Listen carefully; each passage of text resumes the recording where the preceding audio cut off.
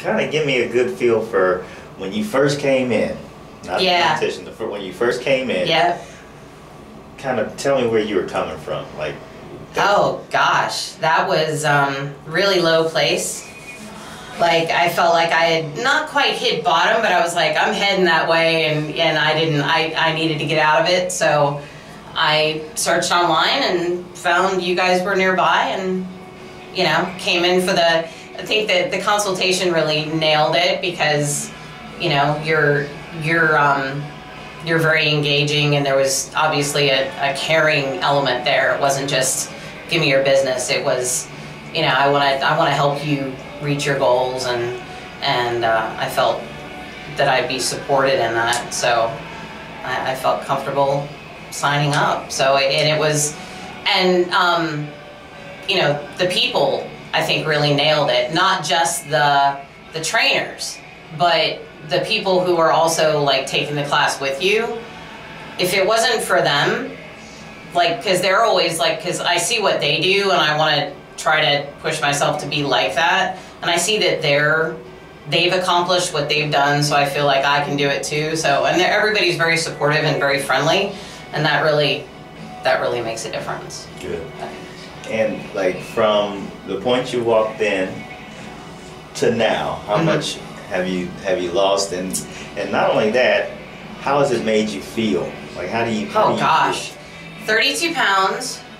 I don't even know the inches because I don't think we've done, well, we kind of, but I don't really even care at this point. What I know is that I feel stronger.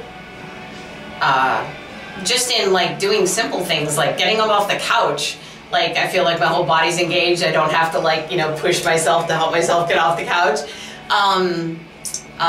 More energy, more confident, more, my mood is definitely affected by it, because I know when I came back from Texas and I hadn't worked out, I was like in a funk, you know, until, you know, I think when I came back, my first workout was Wednesday, and my mood changed. My boyfriend was like, I can tell a difference when you work out. Yeah.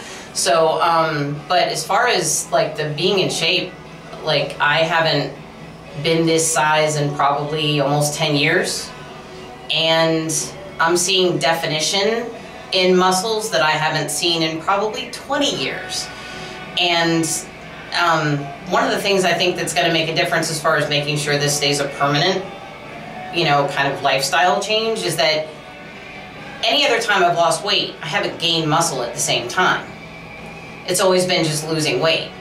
So now I can tell I'm gaining muscle, and I think that's one of the things that helps to where if you do fall off the wagon a little bit with the food, your muscles are still keeping your metabolism going to where, you know, it's not going to completely derail you. You can, you know, get back on the wagon again. But you know, the food has made a big difference. Trying to be as paleo as possible is, and I have stomach issues. I've always had like stomach issues, and this has really made a big difference as far as, you know, making me feel more comfortable in my body. So that's all very well said.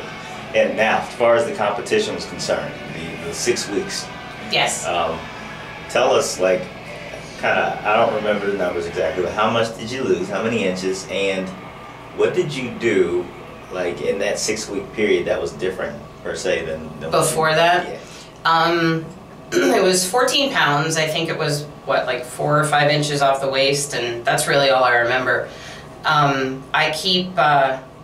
I started off with a food diary, which I dropped off after about 2 weeks of doing that, only because I eat a lot of the same things.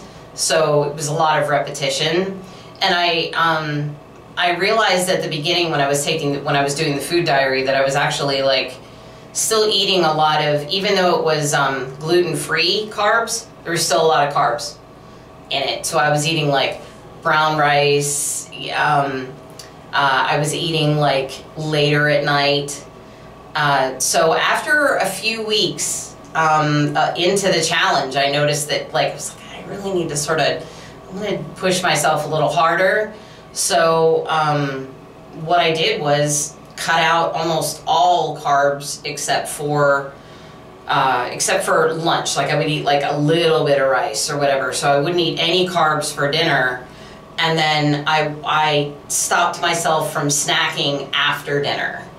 That really made a big difference. And then, so even if I'm like, the other thing I did was that even if I love movies, so I do spend a lot of time sitting on the couch. So that was one of the things that I started doing is I put the weights by the couch. And then even if I'm sitting on the couch, I was like, all right, I can do a few reps doing this, or I'd get up and like do some squats while I'm watching, you know, behind the couch. And, you know, so I think it was basically just trying to keep moving, really made a big difference. People were telling people at work, so they knew, because work, there's traps in the kitchens at work, and they'll be, you know, cookies and whatever, and I'm like, I told people what I was doing is I'm in this challenge, and they were like, oh, don't go in the kitchen, there's a trap in there, there's cookies, because cookies, pizza is still one of the things that I have a very hard time not, you know, I mean, but, so I've narrowed it down to, I really love pizza. You know, it used to be like, oh, I'll eat anything, you know, but now it's like, all right, I really love pizza. If I have to cheat on something, that's what it is.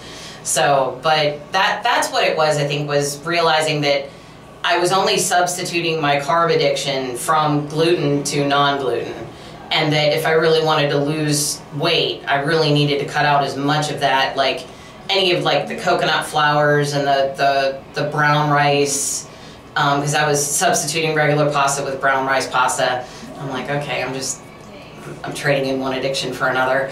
So I needed to cut that out. So it's gotten a lot easier to where I'm like, okay, if I just eat a little bit of that and I keep it in the middle of the day when I'm still moving around and you know, and not have it at the end, like when I get home and eat dinner, and always having snacks around that are good for you. Kind bars are great, fruit, that sort of thing. That made a difference as far as making sure I didn't make bad choices if I got too hungry. So. Awesome. And it sounds like you kind of, from that food journal, you learned a lot about yourself. Yeah, I did. That's why I was like, I told you I would bring it in, and I'm like, no, I know what he's going to tell me. I'm not dumb. I know what he's going to tell me. So, you know, you're eating too much food in general, and then you're eating, you know, try to cut out the carbs and, you know, and like the really sugary fruits or whatever. But now my regular routine anymore is smoothies in the morning. Mm-hmm. And I'll make enough for like, it ends up being like two glasses, and I eat, you know, I'll drink one, and then a few hours later I'll drink the rest of it. Yeah. So I start off my day with like a large amount of, I mean, like half the thing is you know, spinach and kale, and then the rest is like fruits, and I have frozen, you know what I mean, like banana, blueberry, strawberry, all that kind of stuff to make it. And a protein powder that I had left over for years. I don't know if you know the brand, like Right Size. It came out like, yeah, right. Well, I made the mistake of buying a bunch of it at one point because, you know, you had the thing and you think it's going to work. And I've just been using the last of that as my protein powder to put into that, and